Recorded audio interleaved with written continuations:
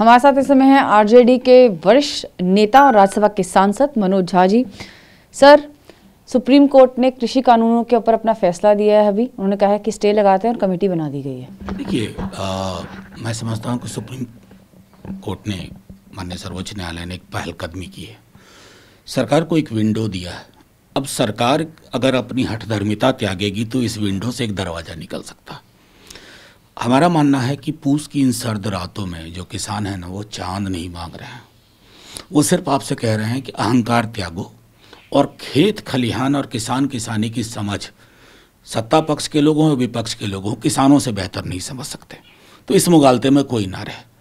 हालांकि माननीय सर्वोच्च न्यायालय ने जो कमेटी का निर्णय किया, इस पर टिप्पणी तो जाहिर तौर पे वो करेंगे जो आंदोलन कर रहे हैं किसान, लेकिन मैंने जिन नामों को देखा है उनमें से अधिकांश नाम इन कानूनों के पक्ष में। अब फिर बड़ी मुश्किल होगी कि बने हैं अहले हविस, मुद्दई भी मुंसिफ भी, किससे वकील करें, किससे मुंसिफी चाहें। तो ये एक थोड़ा सा एक क्रिटिकल सा मुझको एलिमेंट लग रहा है। अब किसान संगठन कैसे इसको रिजॉल्व करते हैं, लेकिन अंततः ये पॉलिटिकल इशू है, सरकार को इसे रिपील करना चाहिए। उससे कम पर मैं नहीं समझता हूँ कोई बात बनेगी। सर, आप लोगों की स्ट्रैटेजी क्या रहेगी? विपक्षी की बात ये भी चल रही है कि आगे जो बजट सेशन आएगा उसके से पहले विपक्ष एक अपनी रणनीति तैयार कर रहा है, क्योंकि एक बार फिर से आप लोग इस बिल को और ये जो विरोध हो रहा है उसको मुद्दे को उठाने वाले हैं। जो पिछली बारी इस बजट का पार्लियामेंट का सेशन बुलाया था तो उसमें भी आप लोगों ने ये जब कानून पास हो रहे थे काफ़ी जो है प्रोटेस्ट किया था, तो आगे की रणनीति क्या है आप लोगों की? सीधी तौर पर एक नई ऊर्जा तो इन किसान संगठनों ने दी है। लाखों की संख्या में जो बॉर्डर पे, सरहद, यहाँ दिल्ली की हदों पे जो लोग बैठे हुए हैं दिल्ली बॉर्डर पे, उन्होंने आपको एक संदेश दिया। उस संदेश को एक बार फिर से सरकार तक पहुंचाना है, पहली चीज़।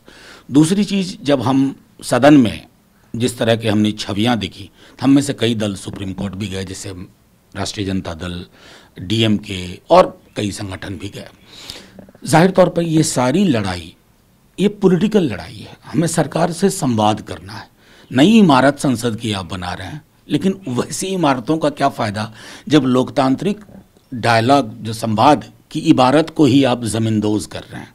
तो हम सरकार से आग्रह करेंगे, हाथ जोड़ के विनती करेंगे कि अगर आप अन्नदाता के नहीं सुन सकते तो आपकी श्रवण शक्ति में दोष है। तो आप लोग आगे सेशन में ये मुद्दे को फिर से उठाएंगे? लगातार देखिए, इस मुद्दे को उठाएंगे, सरकार को कहेंगे कि मतलब कमाल की चीज़ है, इस मुल्क में किसी की उंगली में चोट आती है, किसी का बर्थडे होता है, उसके लिए प्रधानमंत्री जी ट्वीट करते हैं, और ठीक है, करते हैं, वाजिब है, लेकिन 60 से ज़्यादा किसानों की मौत हो चुकी है। एक ट्वीट नहीं बनता था क्या?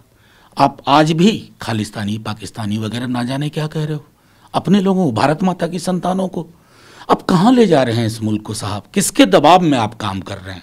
मुझे तो कभी कभी लगता है कि कहीं कठपुतली सरकार तो नहीं चुन ली गई, जिसकी सारी डोर 5 समृद्धि के टापुओं के पास।